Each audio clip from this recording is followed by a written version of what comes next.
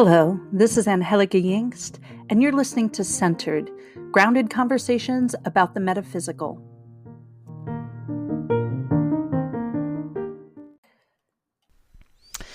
Blessed March, it's Angelica, walking in like a lion, leaving like a lamb.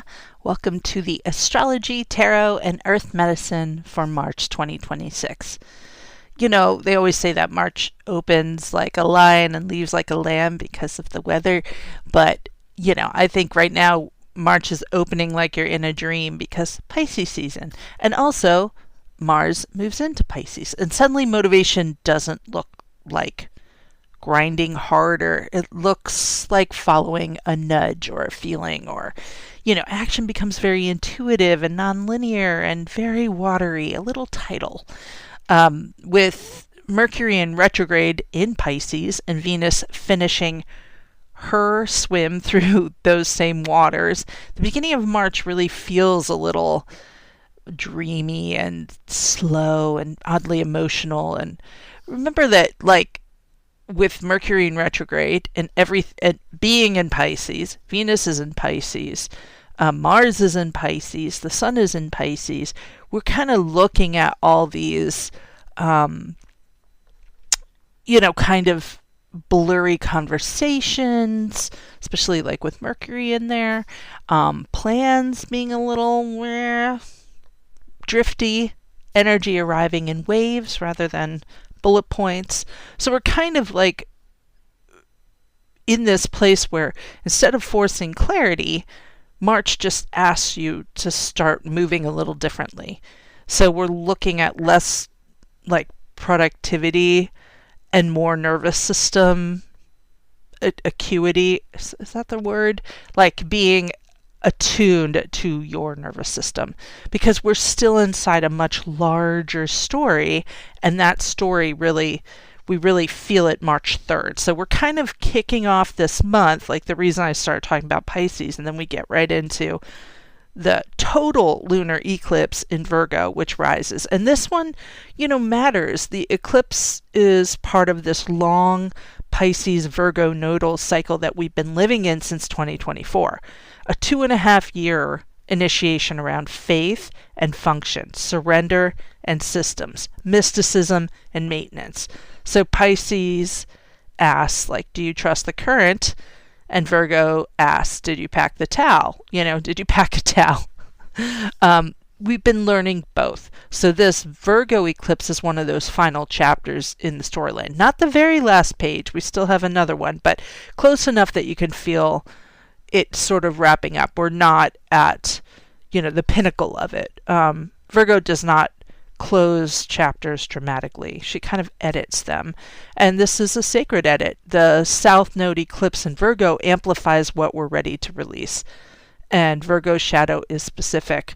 It's overfunctioning, it's perfectionism, it's fixing what isn't yours to fix. So, it's also, I guess trying to earn peace through productivity. I'm talking about shadow of Virgo now. So the eclipse may expose those shadow moments of Virgo. Where are you perfectionistic? Where are you over-functioning? Where are you fixing what isn't yours to fix? Where are you trying to earn peace through productivity? So this eclipse may expose where you've been holding everything together alone, and where your nervous system has been humming at like a low-grade anxiety, because if you stop triple checking everything, you're afraid everything will collapse. And it won't, because Virgo in her highest form is devotion through detail, care expressed as competence. But when she tips into control, it becomes self-sacrifice disguised as responsibility. So this eclipse really is asking, what are you maintaining that no longer maintains you? Over the past year, you may have decluttered your life in very Virgo ways, organizing routines, refining health habits, editing work structures, but the deeper declutter has been internal. For example, the inner critic, the not enoughness script that happens, the belief that if you just try harder, you'll feel safe. And you won't get gold stars for exhaustion. And because this is a lunar eclipse, we know that emotions will spike. We've got a full moon and then we have it shadowed by the sun, by the earth, right? So lunar eclipses illuminate what we've postponed with, I'll deal with it later.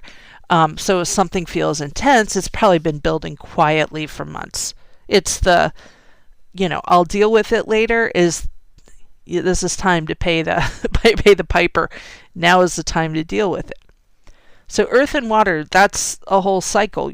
Too much earth and you get rigidity. Too much water and you drift. So the eclipse asks you to kind of adjust ratios. And the days around it are not for dramatic launches. They're for tending and journaling and self-care and crying in the shower and stretching between tasks and under-scheduling. Hello. I'm going to just say, Angie Yingst, are you taking notes here? So we're going to kind of let the edit happen and then let whatever shift, whatever's supposed to shift. So on March 6th, we're kind of moving on from the eclipse now. And, we see that Venus enters Aries and heat kind of returns to the sky. So Venus leaves Pisces and moves into Aries. And so we can kind of feel like desire might get louder. People start saying what they want instead of hinting at it sideways or having emotional pleas. We're kind of being a little more direct as Aries is. On March 11th, Jupiter stations direct in Cancer after months of emotional retrograde review. And that feels just like momentum returning. Now, when we talk about Jupiter being retrograde, it isn't as big of a deal, let's say, as some other retrogrades. But if January and February kind of felt like therapy, this is where the plot starts moving again. And growth you've been doing quietly begins to show tangible results. Confidence builds, not loud, but it's rooted. So we're kind of looking at that starting again on the 11th, which is nice. We love when Jupiter is direct, right? So on March 18th is our new moon for the month, and it's in Pisces. So that closes the eclipse chapter gently, where Virgo edited Pisces blesses. So this new moon harmonizes with Uranus, which means that change sticks and it feels supportive, less shock, more alignment. So many of you will notice emotional closure, creative clarity, quiet realization of how much you've grown since the nodal story began. And we're looking at that like in 2024, right? So where were you at that first, Pisces Virgo eclipse in 2024? Now we've had I feel like there was some retrogrades in there where we had different nodes coming in, but we're just looking at those Pisces Virgo eclipses. So where were you in 2024? What has grown since then? What has changed? Because that's where you can kind of see when we look at these, North Node, South Node eclipses, we can see a storyline through there. It's hope, it's grounded hope, not delusional hope, not bypassing hope, spiritual vision with boundaries. And that's when the ignition kind of kicks in, So on March 20th then, which is just 2 days after the new moon, the sun enters Aries at the equinox. So we have this we move into Aries in the sun, and then we have the vernal equinox, which is the complete balance of light and dark. And we deal with balance when we hit those equinox points. We have one in September, we have one in March. They are really when the astrological new year begins. So the other good thing that's happening on the 20th is that Mercury stations direct the same day. So that's information unclogging, decisions moving forward, fog lifting. And if the fire horse year felt like it hasn't quite kicked in yet, this might be that match that strikes, because energy moves in Aries. And then Mercury, stationing direct, it just feels like everything might start moving then. And so by March 28th, Saturn forms a supportive sextile to Pluto. Slow, structural power organizing itself. It isn't flashy, it's foundational. That's what Saturn really is. So there's reform, discipline, deep shifts, beneath the surface. So March ends with Venus entering Taurus on the 30th. And honestly, like, Venus loves Taurus. So after eclipse season, this is really that embodied pleasure that we feel like we might have earned. So you can think about this as comfort, stability, beauty. So the arc of March is really beginning in a fog, sharpening through release, reigniting at the equinox, settling into embodied strength. At the heart of the month is really that Virgo eclipse, that sacred edit, and that comes very early in the month. So we may be feeling that eclipse after, we may have been feeling it coming. The moment you realize you don't have to carry all of it anymore, faith without martyrdom, structure without self-punishment, that's the work. The compassion needs to include you. So, we're looking at, not, I think it's going to be a shifty month, like shifting your energy month. And I really love that astrologically. We also have like a couple of holy days. Purim is March 2nd and 3rd. That's in Judaism. Hinduism has the 3rd and the 4th holy. Hopefully I pronounced that right. And then the 17th is St. Patrick's Day, which is Roman Catholic. We have Eid al-Fitr in Islam. That's on the 20th. So that's when Ramadan ends. They have the feast. So we have Ostara on the 20th to the 21st. That's spring equinox, like we talked about. So we have a couple of holy days. And then the 29th is Palm Sunday. That's Christian. It's the Sunday before Easter, if you didn't know. So let's move into what the tarot is for the month. And, this comes from my calendar, and I still have a few available. Like, I feel like I should say that because I use it for all of these readings. So if you're interested in that and you want to work with it, it has a little stand and you can put it in there. So basically what I did was, I did collage artwork that kind of created my version of the card based on the earth medicine and what I was feeling for it. So this is Temperance, and when I put it up there, some people are like, oh, it looks like the Lovers, which I understand because what I did was a symmetry. So one side is the same as the other, but the angel is holding 2 cups and there's a rainbow going through them. And so we're talking about temperance, and the little saying on it, the affirmation is, peace is my practice and balance is my birthright.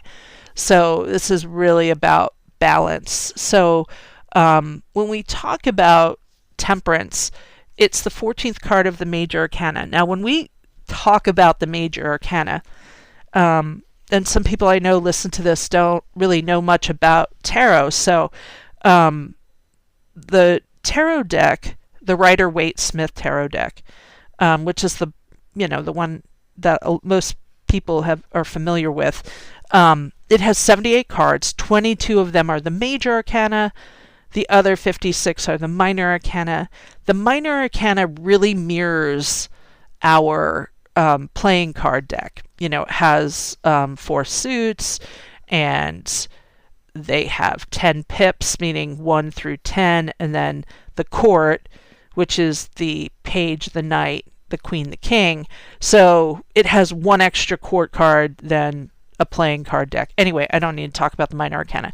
The major arcana were like trumps, right? They were in this game that used to be the Tarocchini. So they are like archetypes. They're things that you would know, right? So Temperance is basically the 14th card of the major arcana. So when we look at the major arcana, we see the journey. The first card is 0 in the major arcana, so we often say, there's 22 cards, but there's a 0 card, so there's only 21 by number, right?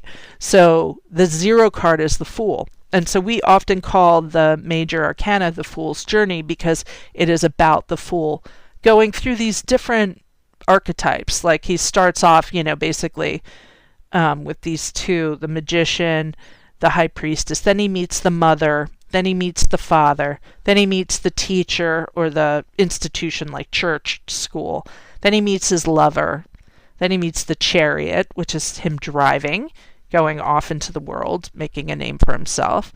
Then he meets strength. He has to be strong for himself. And then the hermit, which is him trying to find spiritual meaning.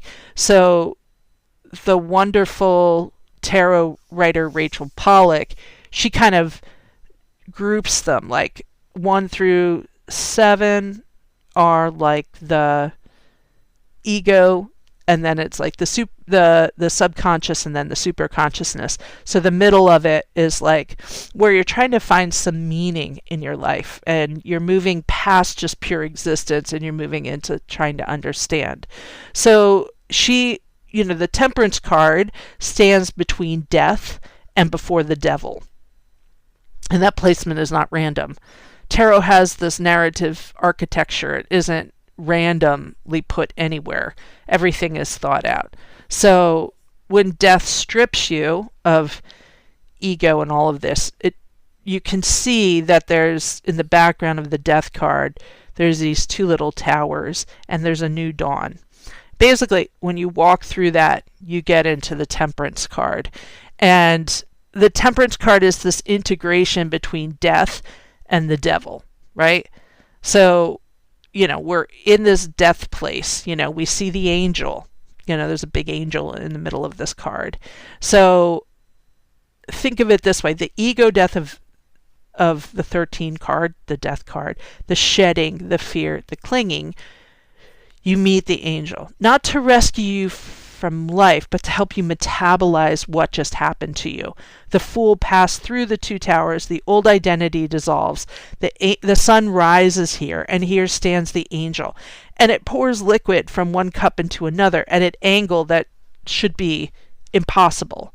And yet it doesn't spill. And that detail matters because the angel is showing you this kind of emotional balance in the most scary time, right? Death, right? There's this kind of balance coming in.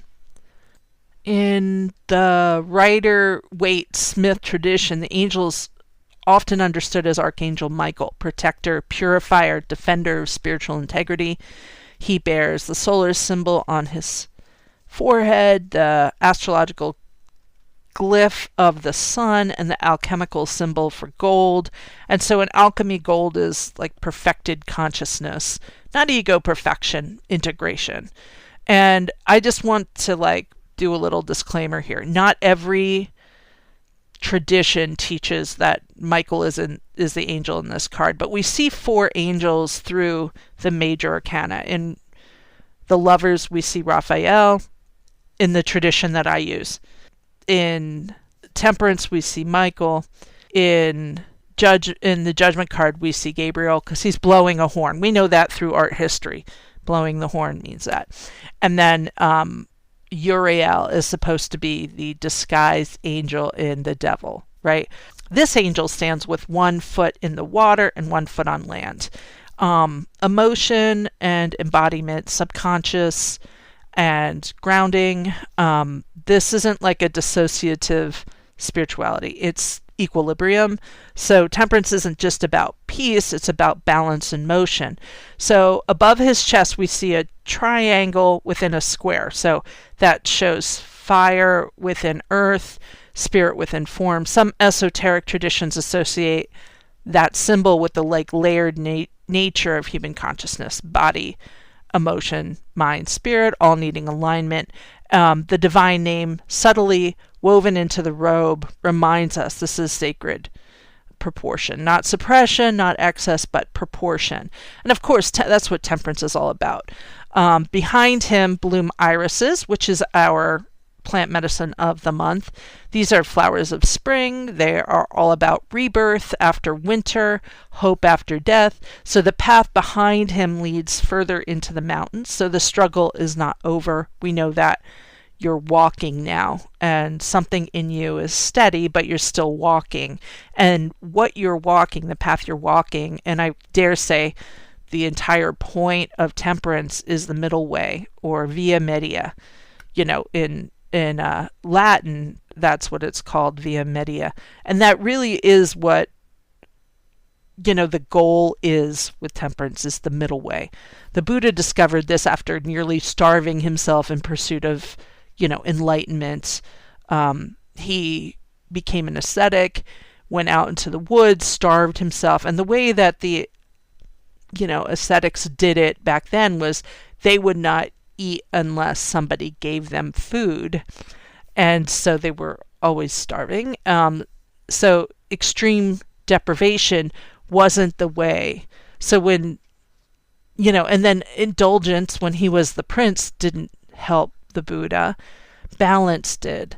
And he discovered that during that moment of extreme deprivation, when he was given rice by a child, he realized, he started drinking water from the river and eating. And he was like, oh, the middle way.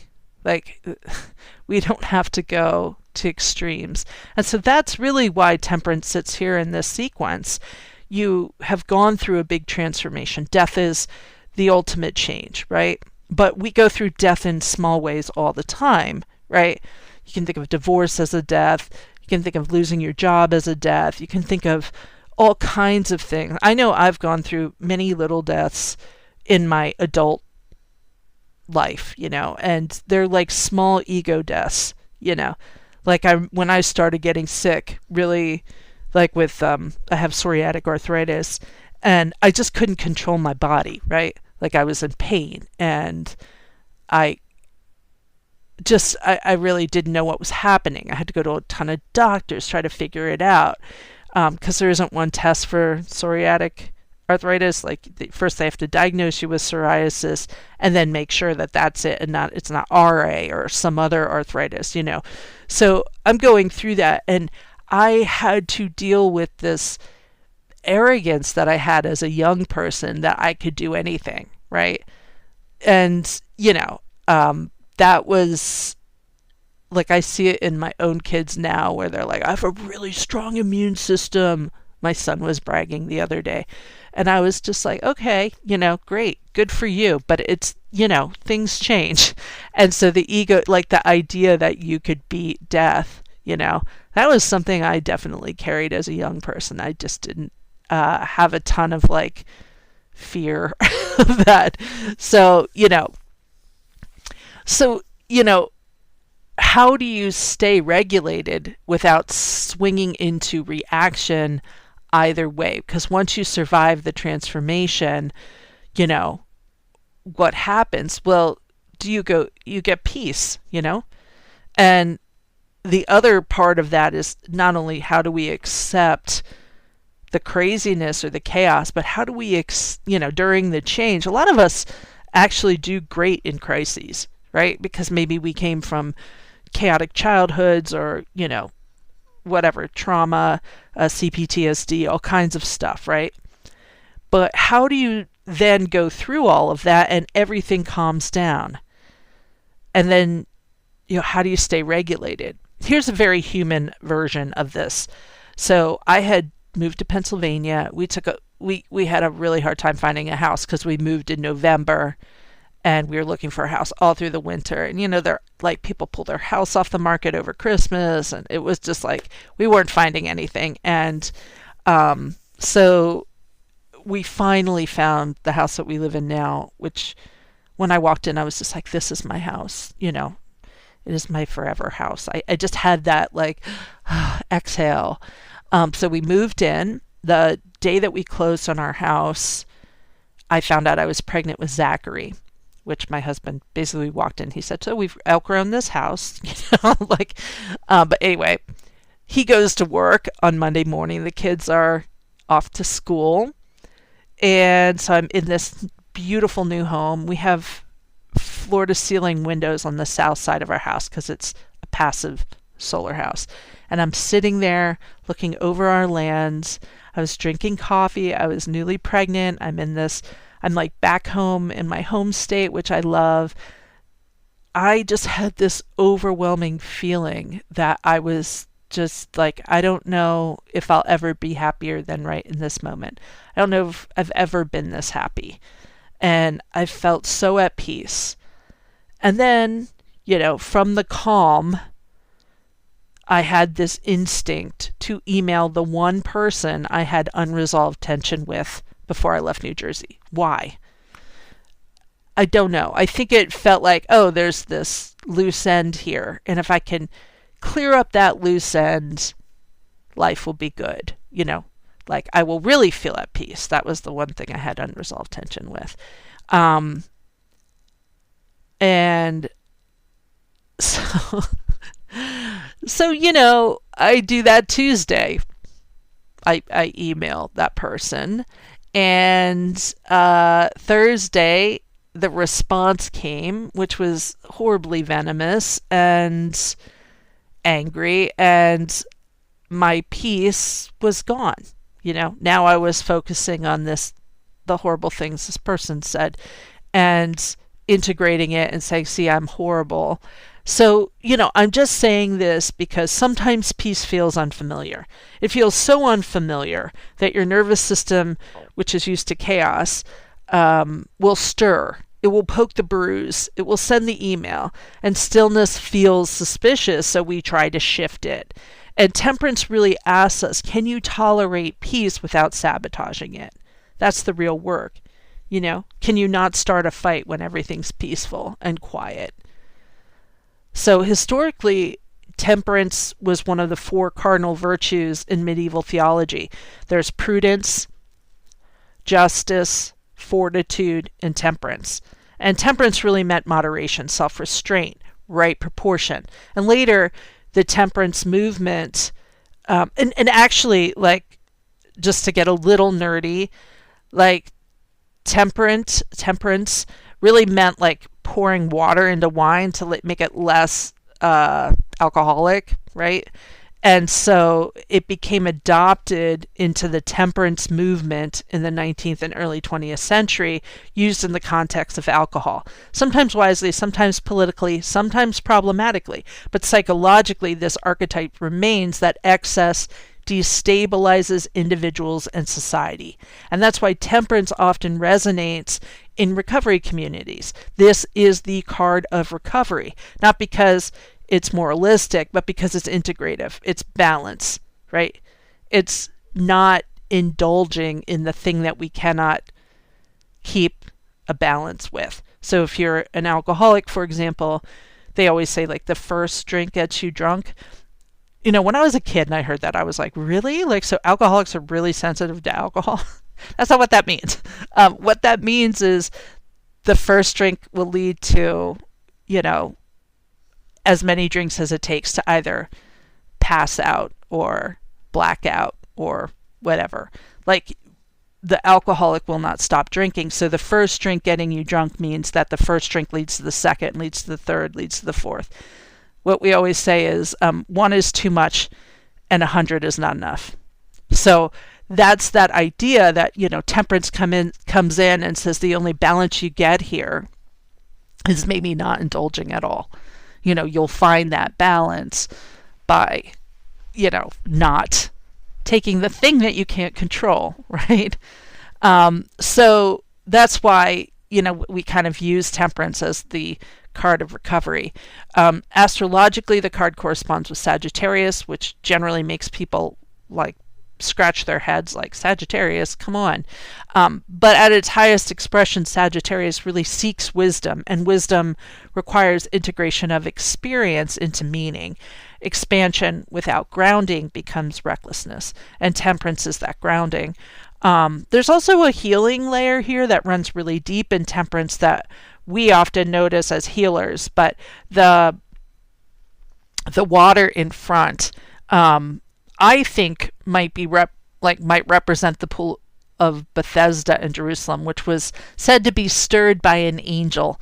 And when the water moves, healing occurs. And archaeology kind of shows that nearby caves became this Asclepian, became an Asclepian temple, basically, like the Greco-Roman healing temple dedicated to Asclepius. And so snakes roam the floor. And so sacred, non-venomous symbols of renewal in medicine, the staff with the serpent remains that medical symbol today. So the angel stirred the water and healing activated. And you see the angel like having his foot in the water at least in the Rider Smith deck. He's stirring it with his foot. So temperance is that moment in the psyche. The waters are disturbed, not violently, but intentionally, so that you're willing to integrate and heal. And the liquid moving between the cups is, while it's never clearly defined, some say it's water, it looks like water. It doesn't look like wine, which is another indication of not drinking, soberness or sobriety or however you want to say it. So we can kind of say they're like the blending of two things, conscious and unconscious, past and future, masculine, feminine, however you want to say it, even mercury and sulfur in alchemy, because alchemy is never about turning lead into gold. It's about turning experience into wisdom. And so temperance is that process happening in real time. So after death, you could harden, you could be afraid, you could not move towards the light. Temperance is moving towards the light. And so you probably are asking, so why does the devil come in next? Because this is the temptation, right? This is the call, like, are you really taking this middle way, or do you want to become unhealthily attached again? Because if we think of temperance as the recovery card, then we think of devil as the addiction card. So, the devil really shows us what we are bound to in a very material way. It is the card of the Capricorn, the devil. So, we think of the devil as being unhealthily attached to something or to someone or, to somewhere. It is the fear of that is soothed by attaching to something. So temperance really invites you to integrate. The shadow of this card, of course, is imbalance and emotional volatility, could be relapse, could be drama seeking, could be spiritual bypassing. It is whatever that subtle compulsion is to destabilize harmony, because calm feels unsafe. So sometimes it appears when mental health or addiction patterns or recovery cycles need recalibration, not as a judgment, but as an adjustment. So the mixture is off when you're getting this reversed. So adjust the ratio. And so I really think this is like a daily alchemy, like kind of pouring between cups without spilling. And it's not judgmental if you spill, because it goes right into the pool and then comes back up again, right? So the fool reaches temperance, I imagine, a moment of being human again, not naive like in the beginning of his journey, not shattered like after death, but not ensnared in the devil, but integrated. Not perfect, but integrated. So the mountain remains, the word is still. Like temptation still exists, but the nervous system can kind of approach it with moderation, without like indulging in either. So it's, I guess you could call it mastery. And sometimes mastery is just simply choosing not to send the email that your sabotaging brain wants to send. So, all right, let's move on to the earth medicine, because I talked for a long time about tarot, which is my favorite thing to talk about. So the earth medicine allies come as a beautiful trio of spring-light energy, with Iris, Larimar is our crystal of the month, and then great blue heron. So let's start with Iris. When Iris blooms, we know winter is officially done.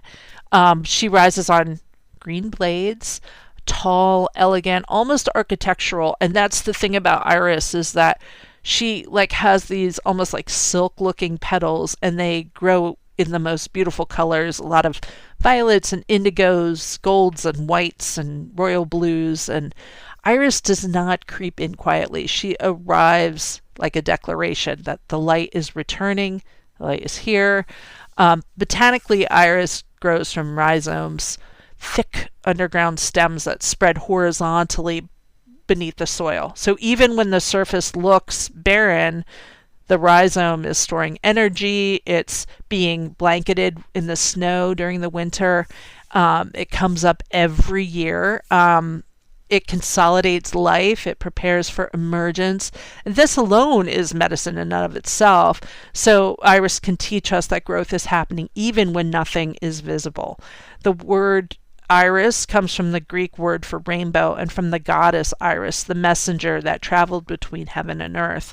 That mythic layer matters because Iris bridges realms. And so in the earth medicine, we can think of her as carrying messages across thresholds, and she blooms at the liminal time, the edges between seasons, and that delicate crossing from dormancy to renewal. Now, we don't see Iris here in Pennsylvania until April. Sometimes May is when we see it, but in other parts of the country, in the South, for example, Iris will come up in March, beginning of April. So in earth medicine work, Iris is a flower of resurrection, communication, and sacred courage. If you notice her shape, the petals flare like wings. The center often holds like intricate veining or golden marks that resemble pathways or flames. And in some traditions, Iris is called the sword lily because her upright leaves look like blades. And so we kind of think of that sword like in the way that we think of it in the tarot, not necessarily as violence, but as clarity and discernment and cutting through the fog. So Iris medicine is the one emerging from winter, literally or metaphorically, who reclaims their voice too. So her association with the throat is really strong, not only from her colors, but she rises tall and unapologetic. She does not apologize for blooming boldly after hardship. And if you're learning to speak again after some silence, to name truth after suppression, to articulate boundaries after self-abandonment, Iris then becomes an ally. She is a flower of hope. In the Victorian language of flowers, Iris symbolized faith, wisdom, and cherished friendship. And in Christian symbolism, particularly the blue or purple iris, she became associated with sorrow transmuted into devotion, sometimes linked to the Virgin Mary and the piercing sword of grief. Again, the blade motif appears, grief that cuts but also clarifies. In herbal lore, the rhizome of certain iris species, the orris root in particular, derived from Iris germanica and Iris pallida. They were used in perfumery and small medicinal applications. So orris carries a soft violet fragrance when dried and used historically in sachets and love charms. And, I've definitely seen it in different like witchy spells. While internal medicine use requires caution and specific preparation. So this isn't something to like dig up. The energetic signature of the plant remains refinement, subtlety, elevated beauty. And spiritually, Iris is refinement after survival. She does not bloom in the chaos of early thaw. She waits. She waits till, the threat of frost passes. She gathers strength below the ground. And then when the moment is correct, she unfurls something almost regal. There's something really important about her structure. The 3 upright petals, the 3 falling petals, again, they create that balance that we're talking about in Temperance, heaven and earth mirroring each other, as above, so below. In some esoteric interpretations, this mirrors the trinity of body, mind, and spirit, past, present, future, Father, Son, Holy Spirit, Mother, Maiden, Crone. So Iris harmonizes vertical and horizontal movement. And really, Iris asks us, if you're working with Iris, like, where are you ready to rise? What truth has been gestating beneath the soil? Where do you need elegance instead of force? Where can grief become wisdom? Iris does not rush spring. She embodies it. And she's the moment when the earth exhales color again. And the reminder that after seasons of dormancy, the soul does not return timid. It returns luminous. And sometimes the most powerful magic is simply to bloom when it's time and not a moment sooner. So moving on to our stone ally for the month, Larimar comes in Now, Larimar is one of those stones that if you know, you know. Not everybody works with Larimar. Some people have Larimar because they've traveled to the Dominican Republic, and you'll find lots of Larimar there because that's where it is found. But when you see it, you'll be like, oh, that's a beautiful stone, right? Larimar is one of those deeply watery stones. And it's one of those stones that makes people stop, and look.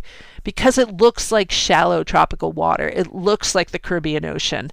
The sea turns that impossible blue-green, and it feels almost like it was a watercolor. But Larimar is a rare blue variety of the mineral pectolite, which is a sodium calcium silicate hydroxide. So pectolite, Pectolite.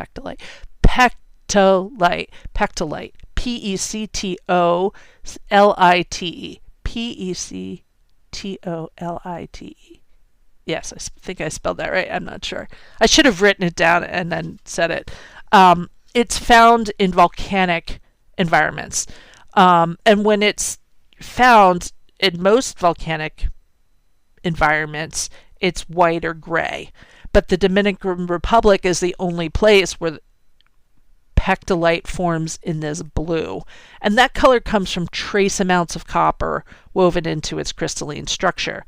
No copper, no blue. We know that when we look at like turquoise, for example, and chrysocolla, and the copper-based stones. So Larimar forms inside cavities in basalt, which is volcanic rock, where gas bubbles once lived. So as lava cooled millions of years ago, later this hot mineral-rich water flowed through those hollows, depositing crystals into the empty spaces. So when you hold Larimar, you're holding a record of volcanic fire and hydrothermal water collecting over 15-20 million years. So it's not just ocean water, it's basically fire that has softened. It is, encapsulating, pulling out the ocean, right? It is emptiness that allowed beauty to crystallize. So it's almost like a volcanic breath that is made visible. And it's found only in one place in the Dominican Republic, and it's mined by hand from steep mountainsides. So it's relatively soft. I mean, it's not the softest one. It's like 4.5 to 5 on the Mohs scale, which means that, it can scratch more easily than quartz, but it's not going to be like the softest stone either.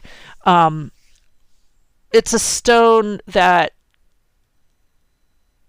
doesn't necessarily like extreme heat or force. It is now like this gentle beast, right? For healing, Larimar is a calming stone, not a sleepy calm or a dissociative calm, but a regulated calm. Again, that balance is really important because it was born from fire and water meeting without annihilating each other. And this is why many healers experience Larimar as a very softening stone. It does kind of capture the feeling of water. So we use it a lot to calm hot energy, right? Anger, inflammation, fever. This is what we use Larimar for. So like we'll put Larimar on the forehead if you're having a fever. We put it on either side of the nose when the nasal passage is blocked. So you put like one little piece on either side of the nose, and your nose just like starts running like crazy. And that really just clears everything out, when you're stuck, which I sound like I am right now, but at any rate, we use it as a throat ally.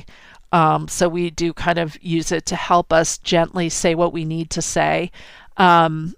So let's see, we also use it for healing burnout, grief, nervous system overwhelm. It just cools energy. And I used to always say that to our crystal healing students. It's a cooler. that aquamarine, there's a couple of these watery stones that are really important when we're working with hot emotions, so we can use it to just calm. It's good to place like when you're having a hard conversation to kind of hold with you or wear around your neck. I often think of Larimar as a stone for people who feel deeply but don't always know how to safely express that depth. So it steadies emotional tide without numbing them, and it encourages emotional honesty that doesn't scorch.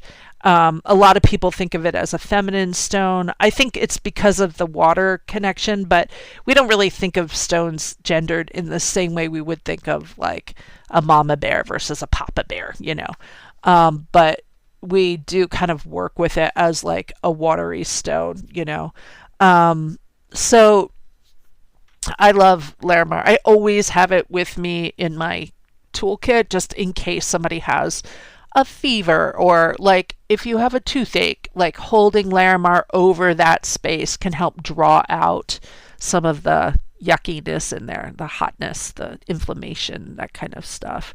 So that's Larimar. I could keep talking about it, but I'm not going to, because I'm ready to move on to Great Blue Heron.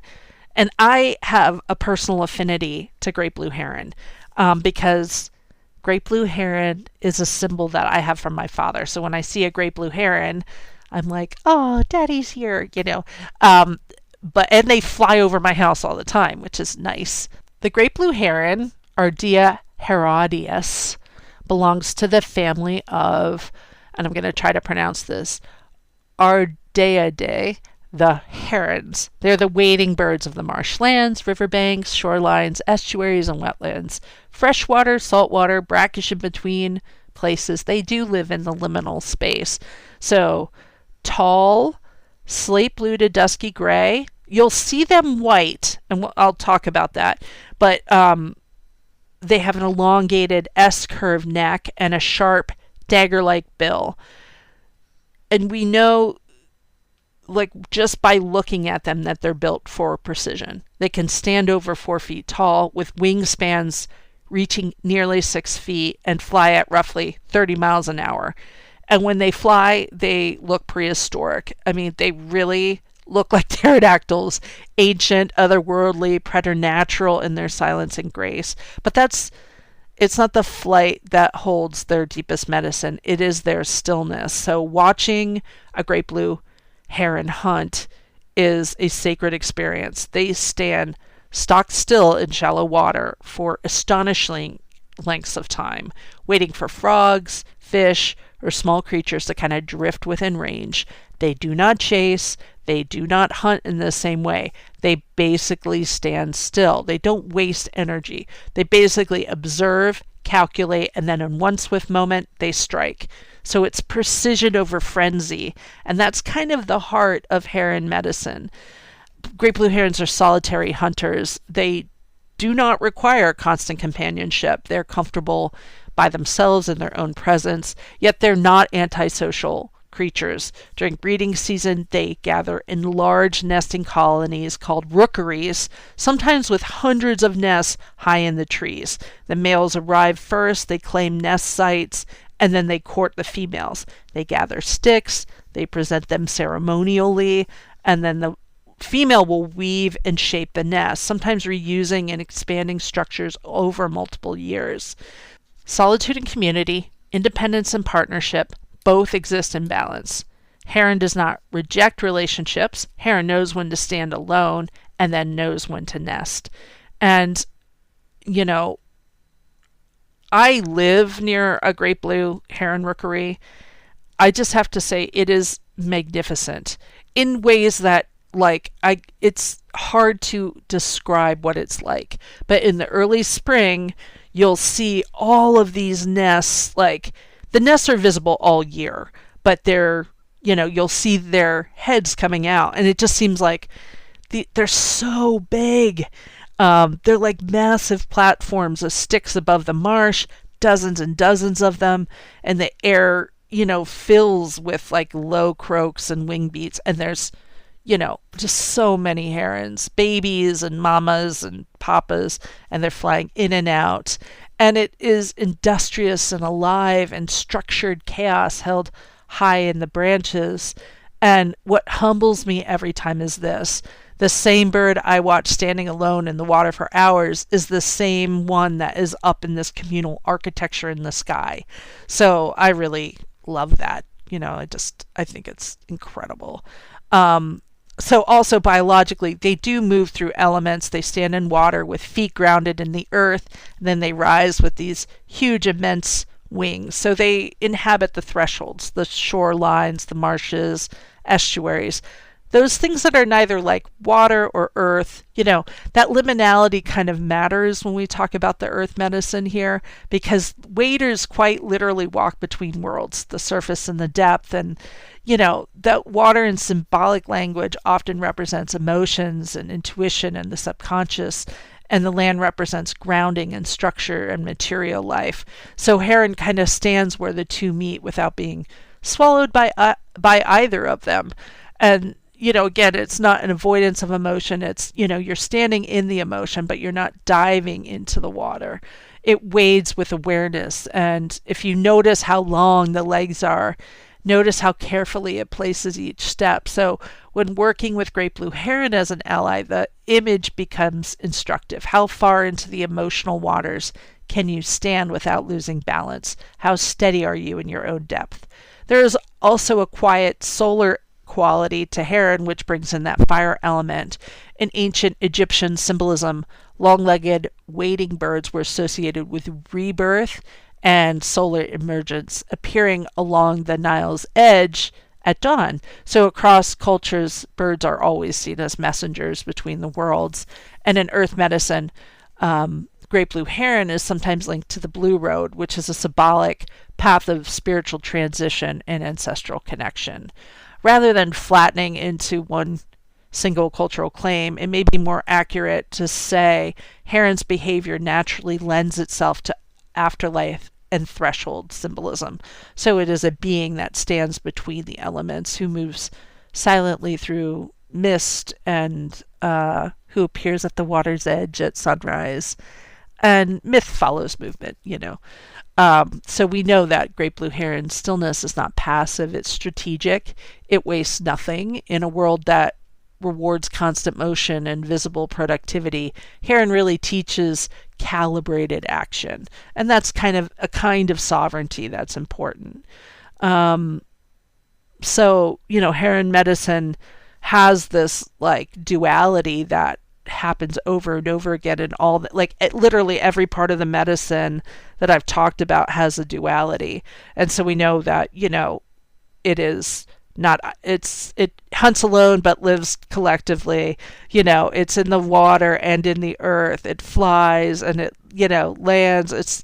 So we have a lot of duality there. So when we kind of work with heron medicine, we're working with questions like, where are you wasting movement? What are you reacting to instead of observing? Are you standing in emotion or are you drowning in it? Are you mistaking frenetic activity for progress? Where is stillness needed in your life? When I said, herons aren't always, great blue herons aren't always blue or gray. When the mothers are brooding or sitting on their eggs, they don't hunt, right? So they lose their color and they become completely white. So if you see a white great blue heron, and so snowy egrets sometimes get mistaken for great blue herons and vice versa. I should say great blue herons that are white get mistaken for snowy egrets. Snowy egrets are smaller, okay? If you see a big great blue heron, you're like, that looks like a heron, but it's white. It is a mother that just got off of her nest and is now flying. And you'll see them in the late spring a lot as they're rebuilding their, stores in their body. So Ted Andrews wrote that heron represents the ability to progress and evolve. And that evolution is not chaotic expansion, it's disciplined refinement. So well, Heron medicine isn't loud, and none of the medicine this month is loud. All of it is about this kind of balance of some kind. We see the power of that measured stillness. We see, that quiet confidence of knowing exactly who we are and how deep we can wade.